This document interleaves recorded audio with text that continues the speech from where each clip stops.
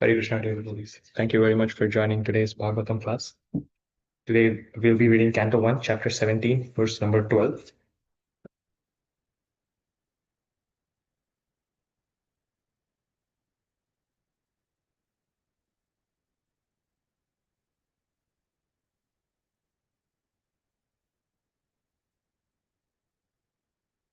We have it ready.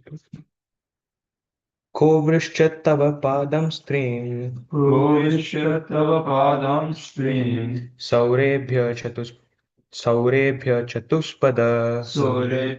chatushpada, ma bhuvam stvadrisha rashtre Madhuvam swadrisha rashtre, rajñam krishnaanuvartinam Ragnam Krishnanuvartinam, ko vrishchat tava padam strim Provishya padam string, saurebhya chatuspada Sorabhya chatushpada, ma bhuvam stvadrisha rashtre Madhuvam swadrisha rashtre, rajñam krishnaanuvartinam Ragnam Krishnanuvartinam, ko vrishchat tava padam strim Provishya padam string, saurebhya chatushpada Sorabhya chatushpada, ma bhuvam stvadrisha rashtre Madhuvam swadrisha rashtre, rajñam krishnaanuvartinam Ragnam Krishnanuvartinam, Provishya padam string, Provishya padam string,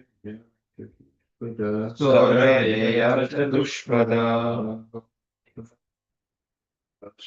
Madhuvam swadrisha rashtre, Ragnam Krishnanuvartinam. Word-to-word translation and purport by His Divine Grace, Srila A.C. Bhaktivedanta Swami, Srila Prabhupada. Srila Prabhupada ki Jai. Kaha, Kaha, who is he? who is he? Avrishyat, Avrishyat, cut off. Kata, Tava, Tava, your. your. Padan, Padan, legs. legs. Trin, Trin, three. three. Saurebheya, Surabheya, O son of Surabhi. O son of Surabhi. Chatupada, Chatupada, you are four-legged. you are four-legged. Ma, Ma, never to be. never to be. Bhuvan, Bhuvan, it so happened. it so happened. Tvatrisha, Tvarisha, as yourself. as yourself. Rashtre, Rashtre, in the state. in the state. Rajñam, Rajna, of the kings. of the kings. Krishna Anuvartinam, Krishna Anuvartina, those who follow the codes of Sri Krishna, those who follow the codes of Sri Krishna. the Supreme Personality of Godhead. This is the personality of God. Translation. He, Maharaj Parikshit, repeatedly addressed and questioned the bull thus: O son of Surabhi, who has cut off your three legs? In the state of the kings who are obedient to the laws of the Supreme Personality of Godhead, Krishna, there is no one as unhappy as you. Purport. The kings or the executive heads of all states must know the codes of Lord Krishna, generally Bhagavad Gita and Srimad Bhagavatam, and must act accordingly in order to fulfill the mission of human life, which is to make an end to all miseries of material conditions. One who knows the codes of Lord Krishna can achieve this end without any difficulty. In the Bhagavad Gita, in a synopsis, we can understand the codes of Godhead, and in the Srimad Bhagavatam, the same codes are explained further. In a state where the codes of Krishna are followed, no one is unhappy. Where such codes are not followed, the first sign is that three legs of the representative of religion are cut off, and thereby all miseries follow. When Krishna was personally present, the codes of Krishna were being followed without question. But in his absence, such codes are presented in the pages of Srimad Bhagavatam for the guidance of the blind persons who happen to be at the helm of all affairs. ॐ अज्ञानतिमिरान्धस्य ज्ञानाञ्जनशलाकया चक्षुरुन्मिलितं येन तस्मै श्रीगुरवे नमः। नमामि विष्णुपादाय कृष्णपृष्ठाय भूतले श्रीमते भक्तिवेदान्त स्वामिनिति नामिने। नमस्ते सरस्वते देवे गौरवाणी प्रचारिणे निर्विशेष शून्यवादी पाश्चात्यदेशतारिणे। जय श्री कृष्ण चैतन्य प्रभु नित्यानंद श्री अद्वैत गदाधर श्रीवासादि गौर भक्तवृंद। हरे कृष्णा कृष्णा कृष्णा हरे हरे, हरे Ram Ram Ram Hare Hare.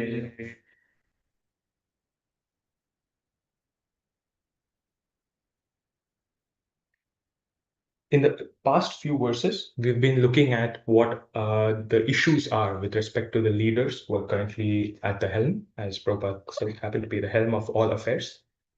And we have seen a very sobering figure that none of them seem to be qualified enough, and there must be something that we can do to contribute towards that. There's this very famous productivity scientist. His name is Peter F. Drucker. He has written many books that even Guru Maharaj sometimes talks about, and he talks about how one must manage, or how to be a great manager, how to be a great leader. And he's written a very small booklet, but very profound. It's called Managing Oneself. So the main premise of that small booklet is if one manages themselves first, then they can show by example how others should manage or how others can be managed. So it's similar to how we talk about leadership. Leaders should show by example. It's the same. The precept comes first. So when we say manage oneself, others would see the example that, okay, this person is managing themselves well. I can take some inspiration from them. And then they would start managing themselves slowly. And as a result, what happens? If everybody starts managing themselves, slowly there's no need for a management structure because everybody knows and is productive enough to propagate whatever work has to be completed. So the same thing goes for leadership as well. If a leader shows by example, others would like to follow in their footsteps and become leaders. Like we see Kautukarna Prabhu, when we talk about the Radhesham Prabhu's like mission and vision for the BYS, it's to make more leaders. It's not just to have youth come and stay, it is to make more servant leaders. That's the entire course, name of the course. So how does one become a servant leader? By following another servant leader and taking their example as their North Star and then following in their footsteps. Now, there are many ways in which leadership can be propagated. So, and Bhaktivinoda Thakur says there are four types of people who approach Krishna. That is the one person who is looking for material gain, one person who comes there out of curiosity, one person who comes out of kartavya, he thinks it is duty to do it, and then there's the highest kind of the type of devotee who approaches Krishna, and that's the person who's looking for love, who wants to know more about Krishna out of love. That's prema. So we see there are four types of people who approach Krishna. Similarly, leadership is also of these four types. There are people who want material desires to be fulfilled, so they may vote for a certain leader to be in position. There are some uh, people who are afraid of the leaders, afraid of the punishment that may befall them, and as a result, they may say okay, and then they may vote or they may choose a certain leader. So these are two types. So we are drawing a comparison between the four types of devotees or four types of people who approach Krishna. So one is out of material desires. What that is some kind of pratishtha. It can be subtle. It can be gross. Then there is bhaya. That is out of fear. Then there is out of kartavya. That's out of duty bound. There are many you can say pious people who follow the scriptural injunctions, but they do it out of duty, not out of love. They do it because they feel it is their responsibility to follow through on those things. And then the highest is out of prema, out of love. So, someone who loves, and we know from different devotees who demonstrate the principles of raganuga bhakti or spontaneous devotional service, they want Krishna out of their expectation of love for him. Like they have the demonstration of love for him. Similarly, leadership is the same way. When the highest type of leader is the one who leads by love. everybody loves him, not because he has the popularity or he has the power, or he's in a position of respect. Everybody would love, the highest type of leader is the one who's loved by all. And we see in this case, Parikshit Maharaj is worried that so if you just read the translation for next words, we're not covering it, but the next verse is, "O bull, you are offenseless and thoroughly honest. Therefore, I wish all good to you. Please tell me the perpetrator of these mutilations, which blackmail the reputation of the sons of Pritha." So Maharaj Parikshit is worried about the reputation of sons of Pritha, or that's because his forefathers, that's including Yudhishthira Maharaj and Pandavas, they have been the greatest leaders. Actually, Krishna takes avatar for putting a suitable leader in the position at the helm. And Krishna chose Yudhishthir to be on the helm. So whoever are following in the footsteps or in the same lineage, their reputation, all of them, they depend on what Yudhishthir Maharaj has set. He has set the perfect example. If Krishna himself wanted somebody to be a leader, then certainly that leader is of the highest category, pedigree, or quality. And Maharaj Parikshit is following in that footsteps. And now he's worried that there might be a new ruler, or is everything going awry in this situation, that the reputation of the sons of Pritha are tarnished. So he's worried that that could be the case. Now, there's this slightly lighthearted story that Keshav Swami Maharaj tells in one of his classes about leadership out of fear, where he tells that there was a very strict army general who commanded respect not because of his discipline or not because of his integrity, but because he was in a position of power and everybody else was subservient to him. So he led on the basis of the fear. So anytime he would walk by, everybody would stop and then offer their respects, salute him. And then anytime he comes in, all the commotion would stop and everybody would stand in their positions. And he would really like that. So he liked to lead by fear, lead out of fear. Like he wanted everyone to respect him, but out of fear. So you can say that's leadership by insinuating fear in others. And what happened after that is there was a fire in the building, and like all leaders, they take the highest position in the building. That's the topmost floor, and all the cadets and all the smaller, like lower level soldiers, they exited the building easily. But the commander in chief, he was at the top, and then they held out a net for him to jump, and then they told him, "We're holding a net for you. Please jump down." And as he jumped, all of them went back to their regular response of saluting him, and as a result, he fell on the cement, and that is the end of him. So Keshav Swami says it's a lighthearted story, but it has a profound example that if someone leads based on the like principles of fear, then they will fall in such a position that their entire mettle and their entire um, leadership structure that they've built will fall flat, like that commander in chief who fell on the cement floor. I don't think they got it when they were holding to that. But then when he was falling down, they had to salute, so they dropped him that. Yes. So as a result, he perished because his leadership style was based on fear. So if you see in the Srimad Bhagavatam, there are many examples of leaders who lead based on the principles of love. We see Prithu Maharaj, we see Ambarish Maharaj, we see Yudhishthir, we see Parikshit, all of them, and we also see the example of Lord Ram himself, who was the perfect human being, and all of them led by love, led on based on the principles of love. And one of the principles of law is what we saw in the previous classes, and that is mercy for everybody. Yesterday, Kaurukana Prabhu, you spoke about how animal killing or animal slaughter is a big black spot on the human society right now. So, yeah, O chaste, the translation from yesterday, O chaste one, the king's good name, duration of life and good rebirth vanish when all kinds of living beings are terrified by miscreants in this kingdom. It is certainly the prime duty of the king to subdue first the sufferings of those who suffer. Therefore, I must kill this most wretched man because he is violent against other living beings. So the greatest leaders who lead out of love, they lead based on the principles of mercy. That's one of the main qualities. they lead based on mercy. And we see in many examples, and also humility. We see Srila Prabhupada himself.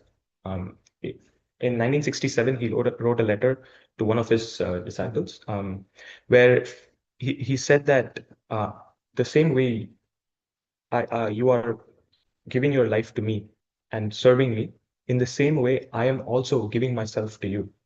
And we see when Anand Swarup Prabhu, he observed during his initiation ceremony, and he was a little perplexed that when he was going to his Guru Maharaj and giving himself, and Radhanath Swami Maharaj said, thank you for giving yourself to the movement, Krishna's movement. So Radhanath Swami Maharaj was able to see that this devotee is giving himself to me, and I must myself give myself to him. So Prabhu's question was, he's becoming my guru, he's taking my karma. Why is he saying thank you? I should be the one saying thank you, is what Prabhu was saying. But Radhanath Maharaj was seeing what Prabhupada sent in that letter in 1967, that it is the disciple who's giving himself completely to the guru, and the guru must also give himself completely to the disciple. And that is what that is why when, there was um, a room conversation in which devotees were saying, Prabhupada, everybody likes you, everybody loves you. And Prabhupada said the most important statement for today's class, that it's because I love them all. Same case for Yudhishthir. Yudhishthir was known as Ajata Shatru. It's because he did not have any enemies. Not one of the Kauravas, not even Duryodhana saw Yudhishthir as an enemy. When he wanted to do Rajasuya sacrifice, he was willing to be part of the preparations and ceremonies. That's because nobody saw him as an enemy, is not because he's a good, not just because he's a good person, but because he never saw anybody as an enemy. So these are the main characteristics. Like we saw humility, we saw mercy, and we saw the factor of love, where you see everybody else as part of your service to the Lord. And we also see the case of Lord Ram. I wanted to touch upon because Srila Prabhupada says that in a state where the codes of Krishna are followed, no one is unhappy. And we see in the later part of the Ramayana, when Lord Ram goes in disguise or incognito, and he sees some of the folks in his, there's a washerman who tells his wife that you have been outside the home overnight. You've stayed in some other man's house. So I cannot accept you back as my wife. Maybe somebody like Lord Ram may accept you, but not me. And Lord Ram heard it and he felt hurt that the question was not on his integrity. The question was on Mother Sita's integrity. And that really hurt Lord Ram. So if you see in today's scenario, if somebody's integrity is questioned, actually today everybody questions all the leaders, and all the leaders do questionable things as well. So it's it's a problem. But in that case, Lord Ram was the perfect leader, and he couldn't bear to see the integrity of Mother Sita, who is supposed to be a mother for everybody in that kingdom, her chastity and her integrity being questioned. So he asks her to do the Agni Pariksha. And as we see in Shubhalas Prabhu's books, he explains that it was actually the Maya Sita who was taken away by Agni, and then the real actual Sita was given back. And this was part of the Leela of the Lord. That Mother Sita will never perish or go into Agni like that. So the Maya Sita went in, and it was the Maya Sita who had stayed in the home of in Ashokatika in Ravana's kingdom. And another interesting point is when when Lord Ram saw Mother Sita first time, when they had been to when they all crossed over to Lanka, he did not see her with the same affectionate eye as he saw real Sita. As I mean, the actual Mother Sita, because at that time Lord Ram knew this is Mother. This is not the real Mother Sita. This is Maya Sita. So he did not. So you know how Lakshman is a perfect brahmachari, because he never saw any. He did not see Mother Sita above her ankles, above her feet, above her ankles, and that's why he's celebrated as one of the greatest brahmacharis. And the same way, Lord Ram did not look at that Maya Sita in as though she were his own wife, and that observation is mentioned in the Ramayana. And Shubhalas Prabhu frequently talks about it, because in any Ramayana Katha, anybody who's generally not a devotee or who doesn't know about the Maya Sita, they always question why, if Lord Ram was the perfect king, why did he put Mother Sita through the trial by fire? And then there are many devotees say some answers that are ambivalent, or it's not, it doesn't satisfy the questioning, the person who's questioning. And that's why Shrubilas Prabhu wrote it clearly in his books about this fact. Is also said, in a state where the codes of Krishna are followed, no one is unhappy. Where such codes are not followed, the first sign is that the three legs of the representative religion are cut off, and thereby all miseries follow. And we see that very rampantly in today's. I think for the past 4 or 5 classes, we've been looking at all of the problems that are there, and the solution to all of those problems would be ideally a very elevated devotee takes up a position of power, and the second best thing that can happen is us leading ourselves. So showing by example, leading ourselves by example, that would set that would ideally inspire everybody. So we see Keshava Swami Maharaj was talking about how Prabhupada's every activity was being recorded, videotaped, every conversation was transcribed, every action. So you see all of the disciples of Prabhupada, especially when we went to Sadhu Sangha. Every disciple has some book where they have interacted with Prabhupada and they've written volumes about it. They've expanded on every small interaction that they've had with Prabhupada. And this seems like there's an immense scrutiny on every activity, even every breath Prabhupada has taken, basically. And even then, no one is ever able to find even a single fault, not even a small black spot. Everybody were able to see that he was leading by perfect example. And that is what inspired all of the devotees in Prabhupada's time and us as well to give our lives to Prabhupada's mission. It's not that because Prabhupada was very popular or Prabhupada gained a lot of respect or he was put on a pedestal. Funnily enough, in the Beatles, they were extremely famous at their prime or at their peak. That when George Harrison turned 21 years old, there were 7 large Arctic tankers full of greeting cards wishing him for his birthday that came in front of his house. And that was their popularity. I mean, if they were uh, on social media right now, they will have the highest number of followers, basically. So, and John Lennon actually he made a very controversial statement at that time, and then he qualified it later. But the pride actually got to him, and we say, before the fall comes, the pride comes before the fall, right? So he made a statement that the Beatles are more famous than Lord Jesus. That's what he said, and allegedly, a person from the church assassinated John Lennon because he said this statement. And this goes to show another facet that we're looking at leadership. It doesn't come from something fleeting and ephemeral like fame. It does not come from position of authority, just based on authority, right? So there are a few more. Oh yeah. So Prabhupada is talking about a leader should know what the highest principle and highest goal is. When we see the example of Prithu Maharaj and Ambarish Maharaj, as Vijay Prabhu has quoted often, he is the embodiment of all the 9 principles of devotional service, right? All the 9, whether it is Pada Sevanam, whether it is Kirtanam, whether it is Atma Nivedanam, whether it is Smaranam, all of these are embodied in Ambarish Maharaj, and he shows all of them. Like if you were in a video game, some characters will have high endurance, some characters will have high stamina, some will have high strength, and so on. But and let's for the sake of conversation say the 9 characteristics of devotional service are put on a chart, and one by one, like Smarana, like Prahlad Maharaj would be 100, all the other devotees would fall somewhere else in that category. For Pada Sevanam, Mother Lakshmi would be 100, and then others would be. And similarly, for Dasyam, we'll have Hanuman, Hanumanji as 100, everybody else somewhere else. But Ambarish Maharaj was one where all 9 were 100. So he literally showed perfect example. He was the perfect person to be the king. And as Guru Maharaj mentions in the book, the one question, how can I be of service, must be the first question that a leader asks. Because the leader is not there to take service, the leader is there to serve. In our entire society today, everybody they want a power trip.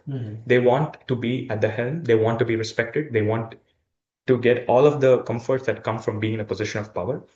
And it is not to be of service, but it's to take service from others. As I remember when we had gone for um, the Brahmachari camp in LA, Badrinath Maharaj had a whole seminar on becoming a leader in the Krishna consciousness movement. That the fact that Maharaj had to give that talk was very pleasing for me, because it shows that devotees are so humble that they feel they are not qualified enough to become a leader in the Krishna consciousness movement, because devotees know the truth that when you become a leader, you need to do immense amount of service.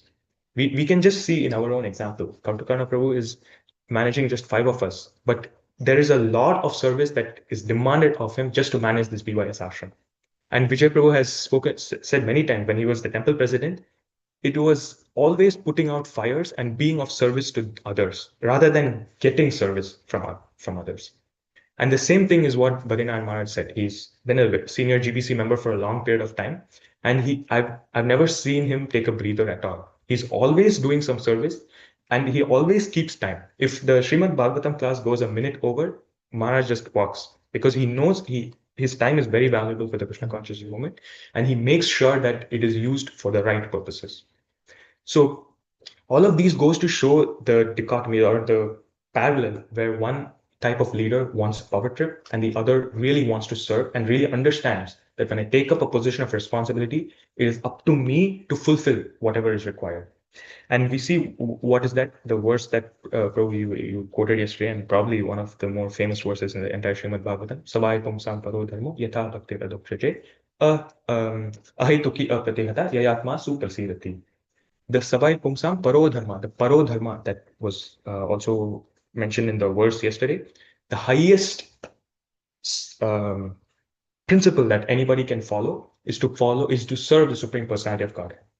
And Prabhupada has mentioned in multiple lectures that it's bhajatam priti purvakam, the bhaj dhatu, which is what leads to bhakti.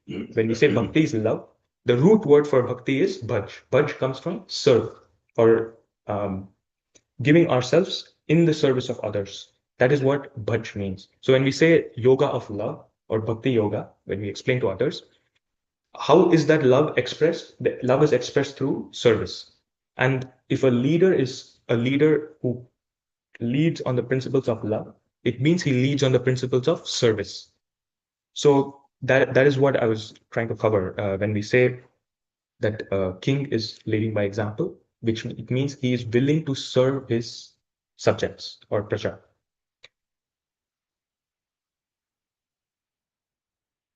Yeah, so there's another king, Kulashekar Alwar, who we've been we've been quoting, and I've noticed that a lot of Keshav Swami Maharaj's recent classes, he has been quoting Kulashekar Alwar quite a bit. So I don't know, maybe he's like quoting from the Mukunda Mala Stotra. But there's a verse that says, Majjanam phalamidam madhu kaita bhare. Maybe I'll just sing it. Majjanam phalamidam madhu kaita bhare. Mat prataniya madanugraha esha eva. Twadbhritya bhritya paricharaka bhritya bhritya. Bhrityasya bhritya iti mam smaralokanatha. He says, Mat janmanam phalamidam madhu kaita bhare. He says, Madhu and Kaitabha. Kaitabhare is Lord Vishnu himself. Kaitabha, he killed. Kaitabha, Ari. Ari is enemy. Madhu is the sweet Lord Hari, who has killed Kaitabha. And he says, My Janmanam Phalamidam. As a king, he's saying, I consider my life's greatest success. Mat Janmanam Phalam, the greatest fruit or the greatest success of my life. Phalamidam Madhu Kaitabhare is not just Madhu Kaitabha. Mat Prarthaniya Anugraha Esha Eva.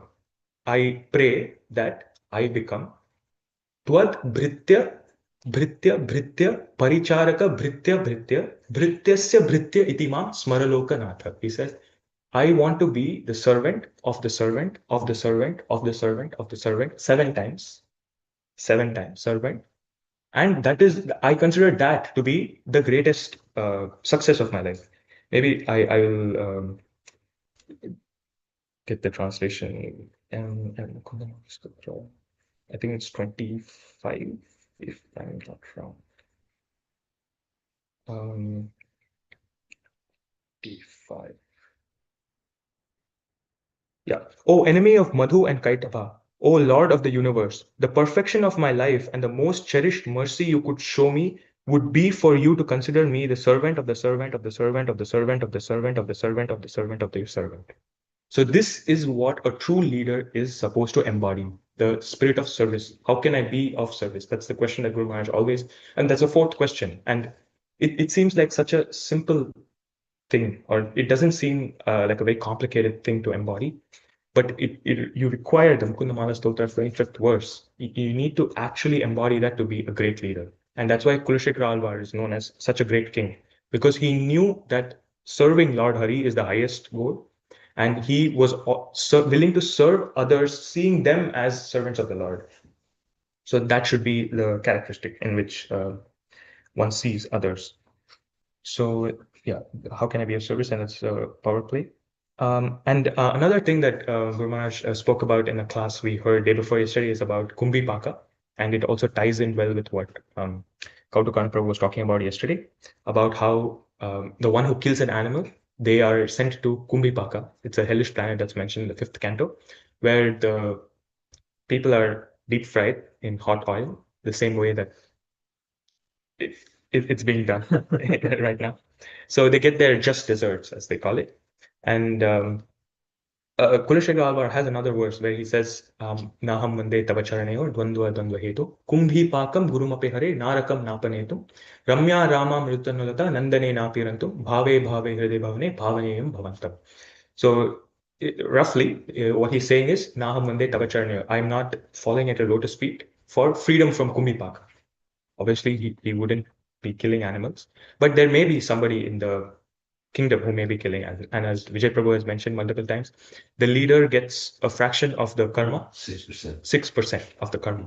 So if there are many people killing animals, even if the leader, let's say, yeah, even if the leader has some issues, he gets 6% of the karma.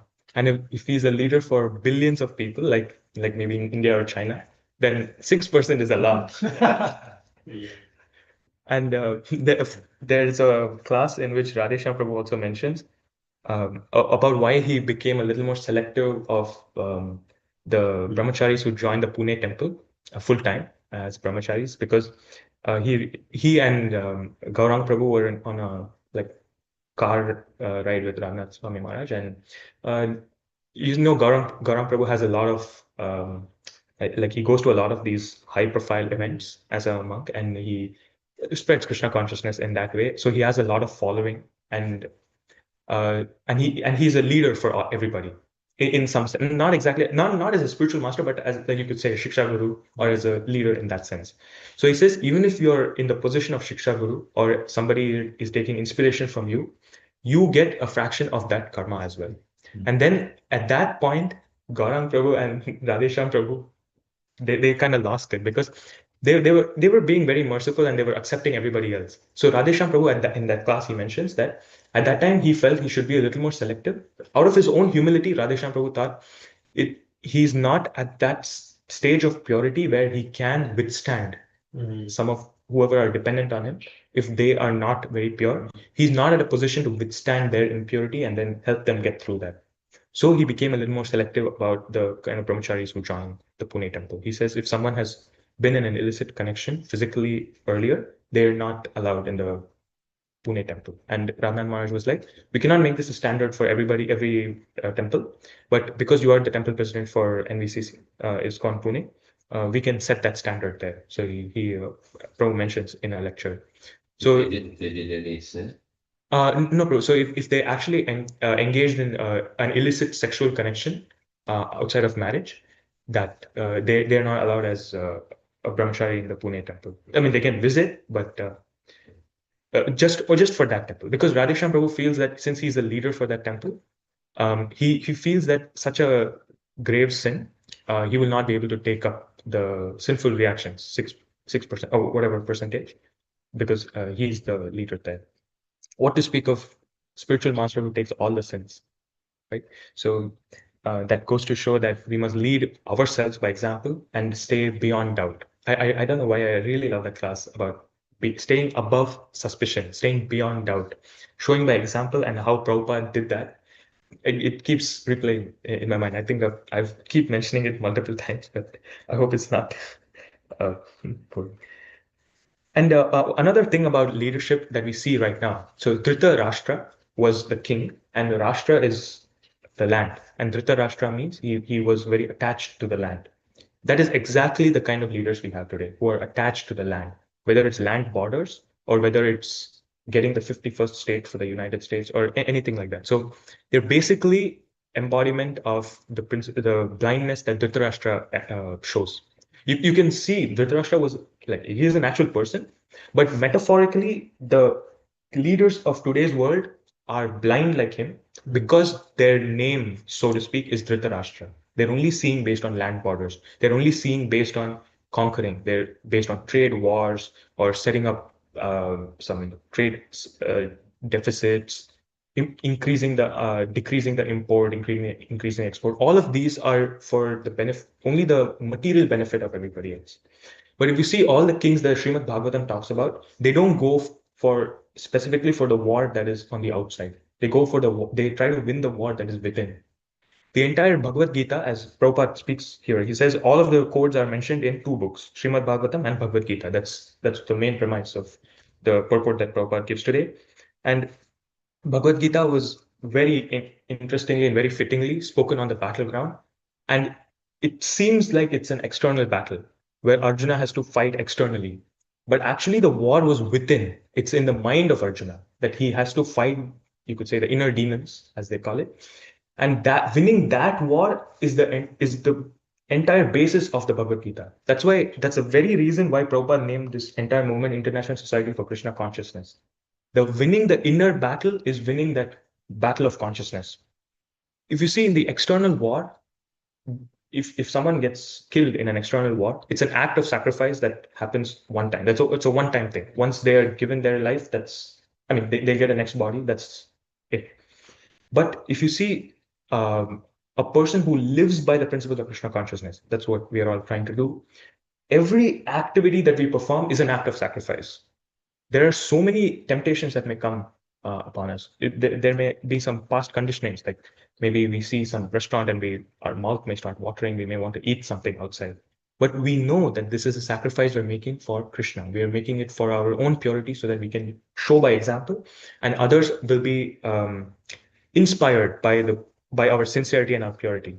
All of these are actions of mini sacrifice, and these are the real inner battles that one must win. And the greatest rulers are the ones who have won this inner battle, who do not have a tinge of. So the thing is, the senses are objects that may tempt one, but one's response to those temptations are what the inner battle is all about. And that's the same example that Chetan Chan Prabhu gave in many classes, one especially the class that was here, when I forget the devotee's name in Los Altos, the big house. I forget the devotee's name. I think some Mataji's name, I forget. Aditi Somnath. Yeah. I think the BYS, when you were during Traveling Sankirtan, we had gone. In that class, Prabhu was talking about how winning the inner war, that is the real war that needs to be won. Because if you win the inner war, it does not matter whether you win or lose the outer war. I think Guru Maharaj calls it some winning the race but losing the marathon or something like that. There's winning the battle but losing the war, right? The real war is the war within, and if you're able to win that, it does not matter what happens here. That's exactly what 261 says, right? You only have rights to the fruit of your activities. You don't have sorry, you don't have right to the fruit of your activities. You only have the choice you make for the activity that you perform. Okay? So I can't believe I forgot the verse. uh, the most famous verse of the entire Karmanyavadhikaraste ma phaleshu kadachana ma karma phala hetu mate sangosto karmani. He says you only have the power of choice. You do not have access or rights to the fruit of those choices. And if we make the correct choices, so there are always the easy way and then the correct way, right way. And if we are always willing to make the right choice, then that is what helps one win the inner war. And so it summarizes the class that I want to talk about, and that is winning the inner war means we are leading by example. That is a real hallmark of a good leader. Because once you win the inner war, you know that you are the servant of all of the ones who are dependent on you, and they are not your servants. In fact, you are the servant for everybody. And we see the examples of Ambrish Maharaj, Pitu Maharaj, Yudhishthir Maharaj, Parikshit Maharaj, all of the kings, Lord Ram, obviously, Lord Ram himself, and even Krishna, he was a great king. And Prabhupada mentions in today's purport, when Krishna was personally present, the codes of Krishna were being followed without question. But in his absence, such codes are presented in the pages of Srimad Bhagavatam for the guidance of blind persons who happen to be at the helm of all affairs. So when he says blind person at the helm of all affairs, he's talking about someone akin to Dhritarashtra, who was blind, not just materially, but also spiritually blind, who are leading. So blind following the blind will always follow the ditch.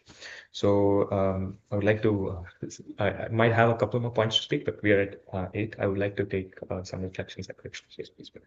Just a comment. When, that pastime where that person found the fall and wrong. Yes, yes, yes.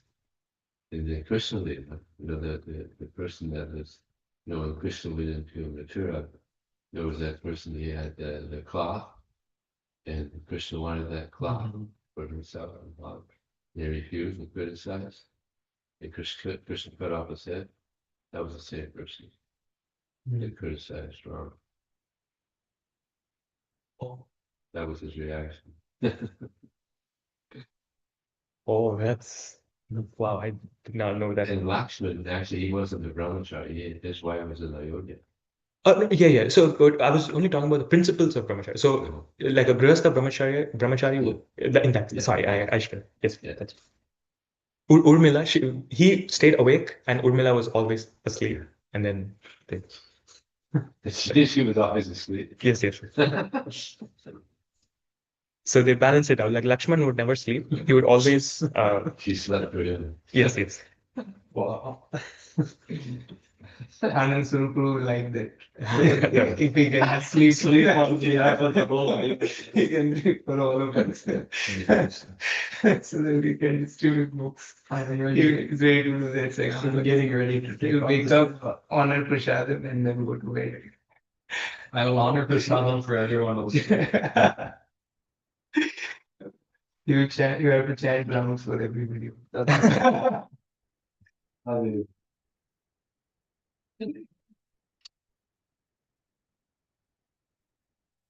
That is outside Mathura, bro.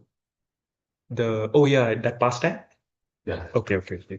There's a washerman. Oh, the washer. Washington. Okay, okay. None of the person knows, I guess the cloth, he had it. Maybe it's cleaning cloth for the king or something. And you said these are for Kamsa. How dare you try to do? Yes. Yeah. Okay, okay, okay. Thank you, bro. That's very nice. Didn't know I like how you bring the example of Peter Drucker, that if a person leads by himself and everybody leads, then that will solve most of the problems. So Prabhupada also emphasized that management is not for managing fights between devotees. Its management is meant to manage the results of preaching. So if the leader is leading by example, then the devotees will also be in the right mood of service. I remember there was fight between two disciples of Prabhupada in South America, and he came to resolve it. And he said, okay, bow down to each other. They bow down to each other. Now hug each other, embrace each other. So they embrace each other. He said, now go back and do your service. That's how it was resolved in the management. No, it's not so easy. Yeah. Yeah, it's not easy, but yeah, the principle is nice that if the leader is leading by example, then the devotees also there will be lesser conflicts amongst devotees. There's an interesting pastime with respect to Dushyant, King Dushyant, and um, the I forget the name. She was born to Shakuntala. Shakuntala. She was born to Ramba and Vishwamitra Muni. So actually, Shakuntala was staying in the Kanva Muni's ashram because actually, just a little bit of backstory. Vishwamitra Muni was deep penance because he wanted the Brahma, the position of Brahma Rishi. And then Indra sent Ramba to disturb his penance, and he actually got dissuaded by persuaded, and so they had a child, Shakuntala. And then after having the child, Vishwamitra Muni realized that okay, this was a trap, and I fell straight into it. And then so he abandoned Ramba, and Ramba felt abandoned, so she abandoned Shakuntala, and she went back to Indra's abode, and Vishwamitra Muni went to his penance. And so Shakuntala was orphaned. So she and Kanva Muni gave shelter in his ashram. And Dushyant is a king who was very thirsty and he was looking for some water to drink. And as a result, he came to Kanva Muni's ashram. And then he saw a sight there, and that is what attracted him to Shakuntala. So he saw that he was actually chasing like a tiger or something, and there was a rabbit or some small animal in the ashram. When they were close to entering, the tiger saw the rabbit and was about to pounce on it. But as it entered into the ashram, the tiger started to lick and be very affectionate towards the rabbit. And as the rabbit hopped out, the tiger started chasing again. And then when the rabbit entered again, there was no conflict. And Dushyant was surprised. And Kanva Muni, he says, or Shakuntala tells Dushyant that it is the spiritual progress of Kanva Muni that has made this a sanctuary where nobody can feel any inkling of conflict. And that is what spiritual progress gets you. It creates an aura where there is no possibility for any conflict. If we see Guru Maharaj and Guru Ma, every other husband and wife or Grihastha couple might have some differences, they may have some fights and so on. But I'm pretty sure Guru Maharaj and Guru Ma don't have that because of the spiritual progress that they have made. And that's why they are the ideal leaders for this congregation where there are a lot of Grihastha couples. So I was just thinking about that the other day, and we were talking about some conflict. So You know, he told me they'd never been in an argument before. Wow. that's real spiritual progress, bro. That's amazing. Let's talk it.